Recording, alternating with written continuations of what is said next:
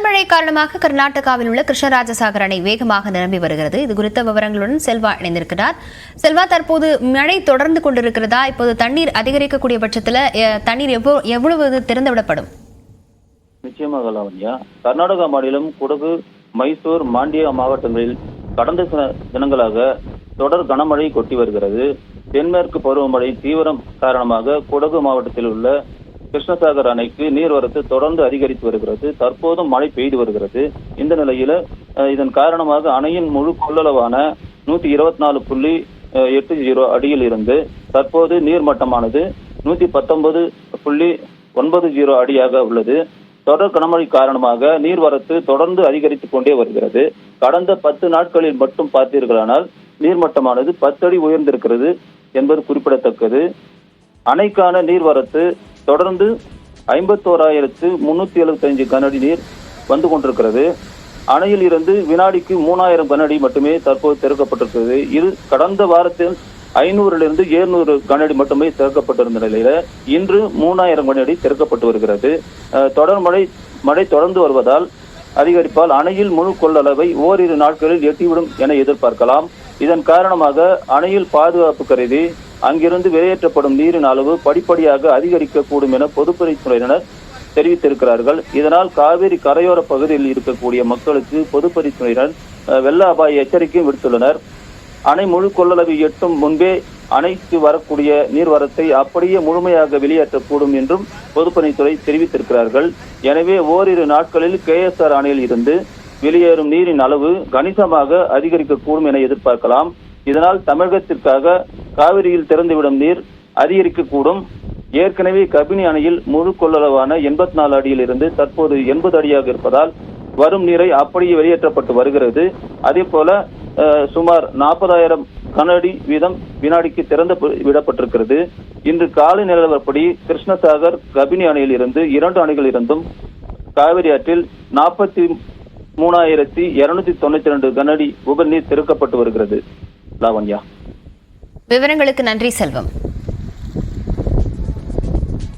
Microsoft தொழில்நுட்ப கோளாறு காரணமாக உலகின் பல்வேறு பகுதிகளிலும் விமான சேவைகள் பாதிக்கப்பட்டிருக்கக்கூடிய நிலையில் இது சீராக எவ்வளவு காலம் பிடிக்கும் என்பது உள்ளிட்ட பல்வேறு தகவல்களுடன் மைக்ரோசாப்ட் கௌரவ மண்டல இயக்குனர் வெங்கடரங்கன் நம்மோடு இணைந்திருக்கிறார். அவரிடம் பேசலாம். சார் வணக்கம். சார் வணக்கம் சார். முதல்ல சுருக்கமா இந்த பிரச்சனை எதனால ஏற்பட்டது, இது முழுவதும் சீராகிறதுக்கு எவ்வளவு காலம் பிடிக்கும் அப்படிங்கறத சுருக்கமா சொல்லுங்க. அடுத்தடுத்த கேள்விகளை முன்வைக்கிறேன். ஓகே, இது தனிநபர் கணினிகள்ல இந்த பிரச்சனை வரல. நேற்று ஒரு 24 ஹவர்ஸா முதல்ல ஆஸ்திரேலியாவில் ஆரம்பிச்சு அமெரிக்கா, இந்தியா, பல்வேறு நாடுகளில் பெருநிறுவனங்கள் பயன்படுத்தும் கணினிகள்ல தான் நம்ம இந்த பிரச்சனை பார்க்குறோம். எதனால இந்த பிரச்சனை வந்ததுன்னா, ஒரு கம்ப்யூட்டர்ல விண்டோஸ் இருக்குன்னா அதை செக்யூர் பண்றதுக்கு நம்ம ரான்சம்வேர், ஹேக்கிங் அட்டம்ஸ் இந்த மாதிரிலாம் கேள்விப்பட்டிருப்போம். இதுல இருந்து கணினிகளை, பெருநிறுவனங்களோட கணினிகளை பாதுகாக்கிறதுக்கு கிரவுட் ஸ்ட்ரைக் இந்த மாதிரி பல்வேறு நிறுவனங்கள், சென்னையில் K7 கம்ப்யூட்டிங் அப்படின்னு கூட ஆன்டிவைரஸ் 30 வருஷமா பண்றாங்க. இந்த மாதிரி செக்யூரிட்டி சாஃப்ட்வேர் இருக்கு. அது போன்ற ஒரு செக்யூரிட்டி சாஃப்ட்வேர் பெருநிறுவனங்கள் பயன்படுத்துறாங்க. அதுல ஒரு தொழில்நுட்ப கோளாறுனால தான் விண்டோஸே பூட் ஆக முடியல. அதனால தான் நேற்று நம்ம பார்த்த பிரச்சனை எல்லாம். இது ஒரு அதிர்ஷ்டவசமா இது பெருநிறுவனங்கள் கணினியில மட்டும் வந்ததுனால அங்க எல்லா பெருநிறுவனங்கள் சொல்லும்போது 1000, 2000, 10,000 கணினிகளை பயன்படுத்துறவங்க இவங்க எல்லாருமே ஒரு ட்ரெயின்ட் இன்ஜினியர்ஸ், ஒரு IT மேனேஜ்மெண்ட் வச்சிருப்பாங்க. அவங்களுக்கு இதுக்கு என்ன ஃபிக்ஸ் பண்ணணும்னு நேற்று மதியமே சொல்லிட்டாங்க.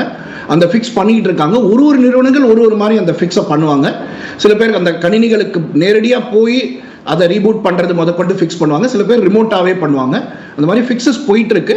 நம்ம உலகம் ஃபுல்லாக இப்போ US, ஆஸ்திரேலியா எல்லாம் நியூஸ் பார்க்குறோம். படிப்படியாக இது சரியாயிட்டு இருக்கு அப்படின்னு. நேற்றே நான் சொன்ன மாதிரி இது எந்த விதமான ஒரு விஷம காரியமோ, ஒரு ஹேக்கிங் அட்டம்ப்டோ, ஒரு நாச வேலையோ இல்லை என்பது ஒரு கெட்டதுல ஒரு நல்ல விஷயம்.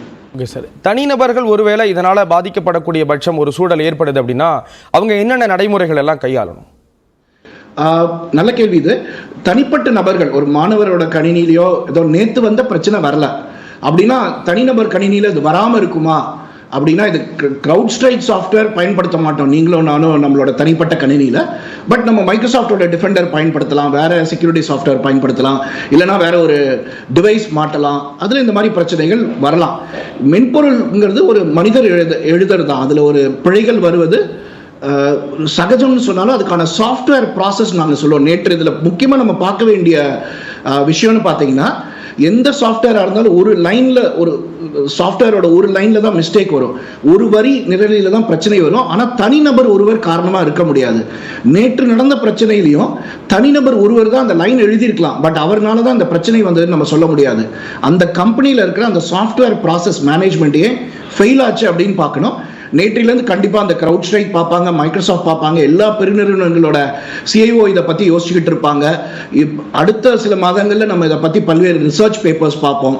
நேற்றைய நான் சொன்ன மாதிரி செயற்கை நுண்ணறிவை பயன்படுத்தி இதை எப்படி நம்ம இன் ஃபியூச்சர் தடுக்கலாம் அப்படின்னு யோசிச்சுக்கிட்டு இருக்காங்க. இதெல்லாம் அவங்க சைடில் பண்ண வேண்டியது. தனிநபர்னு பார்த்தீங்கன்னா நம்ம கணினியில் நம்ம முக்கியமாக எல்லாரும் பண்ண வேண்டியது, இதை தடுக்கிறதுக்கு நம்ம பண்ண வேண்டியது சுலபமான 2 வழி நான் சொல்ல முடியும்.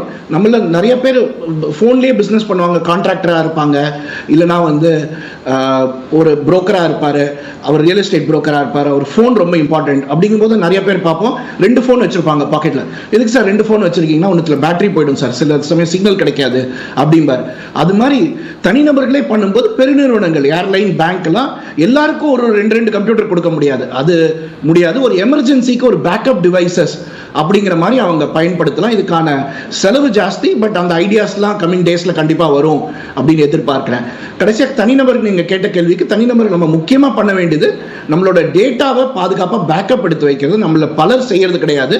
ஃபோன்லேயே ஃபோட்டோ எடுத்துறாங்க. குழந்தை பிறக்கிறதுலேருந்து நம்ம வந்து நம்மளோட இறப்பு வரைக்கும் எல்லா ஃபோட்டோஸையும் வந்து ஃபோனில் தான் எடுக்கிறோம். அதில் நிறைய பேர் பேக்கப் எடுக்கிறதே கிடையாது. எங்கேயோ இருக்குது, க்ளவுடில் ஸ்டோரேஜ் முடிஞ்சு போயிடுச்சு அப்படிங்கிறாங்க. அந்த க்ளவுட்லேயும் ஒரு அளவுக்கு தான் ஸ்டோரேஜ் கொடுப்பாங்க. கூகுளாக இருந்தாலும் மைக்ரோசாஃப்டாக இருந்தாலும். நம்ம ஊர் ஜோகோவே இருக்குது, ஒரு 50 ரூபா 100 ரூபா கொடுத்தா மாதம் அந்த பேக்கப் சொல்யூஷன்ஸ் அவங்க கொடுக்குறாங்க. ஸோ ஃபோனில் எடுக்கிற ஃபோட்டோ கண்டிப்பாக வேற ஒரு இடத்துல பாதுகாப்பாக இருக்கும்.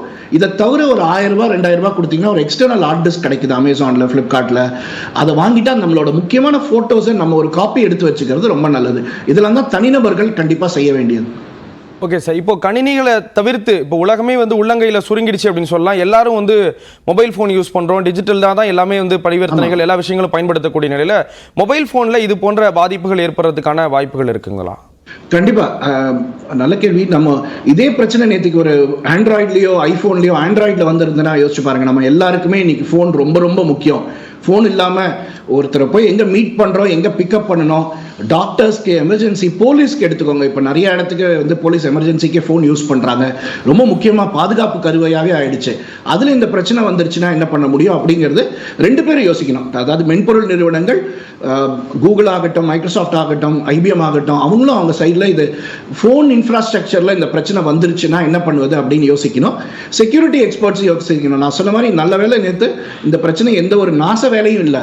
இது ஒரு நாச வேலையினால இதே மாதிரி வந்துட முடியும், அல்லது இதை பார்த்து அவங்க கற்றுக்கிட்டாங்க, ஒரு இன்ஸ்பயர் ஆகிட்டாங்கன்னா என்ன பண்ணுறது அப்படின்னு கண்டிப்பாக எல்லா அரசாங்கங்களுமே பாதுகாப்பு நிறுவனங்களும் யோசிப்பாங்க.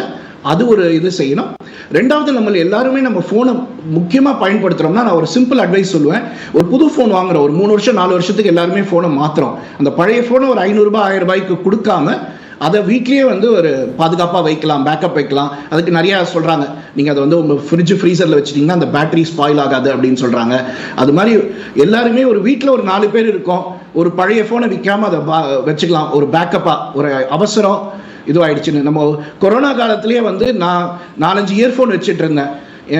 பக்கத்து வீட்டில் எதிர் வீட்டில் இருக்கிறவங்களாம் எல்லாரும் கால் வேணும், ஹெட்ஃபோன் இருக்கா, கடையெல்லாம் திறக்காத போது கேட்டாங்க. அது மாதிரி ஒரு என்றைக்குமே இந்த பேக்கப்னு ஒன்று நம்ம யோசிக்கிறது ரொம்ப ரொம்ப முக்கியம். இது புதுசாக ஒன்று கம்ப்யூட்டரில் கண்டுபிடிச்சலாம் நாங்கள் சொல்லலை.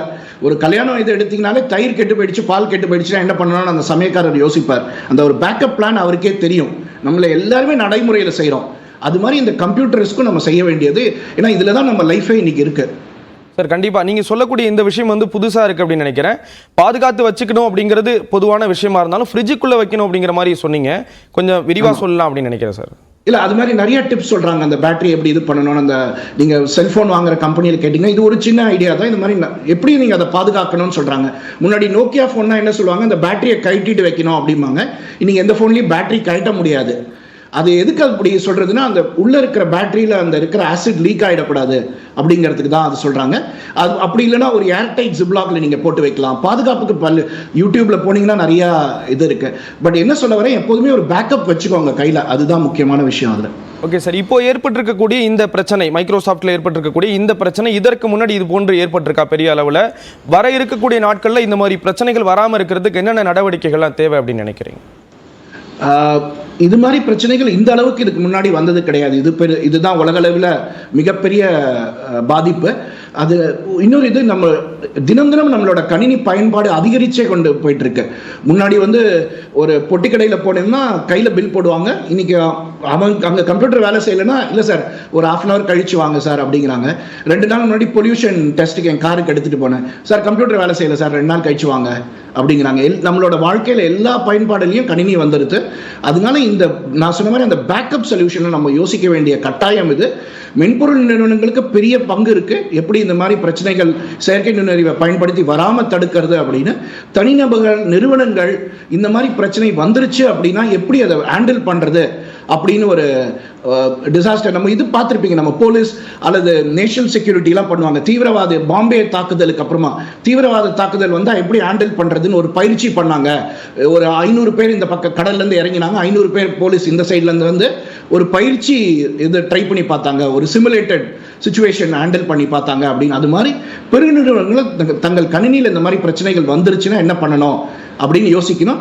மாற்று இது பண்ணலாம். இந்த ஏர்லைனில் பார்த்தீங்கன்னா போர்டிங் பாஸ் பிரிண்டிங்கில் கம்ப்யூட்டர் இருக்குன்னா அதுக்கு ஒரு பேக்கப் அவங்க டெல்லர்ஸ் எல்லாருக்கும் ஒரு செல்ஃபோன்லேயே இந்த அப்ளிகேஷன் கொடுக்க முடியுமா, ஒரு 10 கம்ப்யூட்டருக்கு ஒரு கம்ப்யூட்டர் வேற ஒரு சிஸ்டமாக கொண்டு வர முடியுமா, இந்த மாதிரி இதெல்லாம் யோசிக்க வேண்டிய தருணம் இது. இதற்கான செலவு கண்டிப்பாக இருக்கும். ஆனால் பெருநிறுவனங்கள், தனியார்கள் அதை ஏற்றுக்கொண்டு செய்ய வேணும். ஏன்னா நம்ம லைஃபே இன்னைக்கு கம்ப்யூட்டர்ஸில் தான் இருக்கு. ஓகே சார், இணைப்புல பல்வேறு கருத்துக்களை பகிர்ந்துக்கிட்டீங்க. நன்றி திரு வெங்கடரங்கன். நன்றி.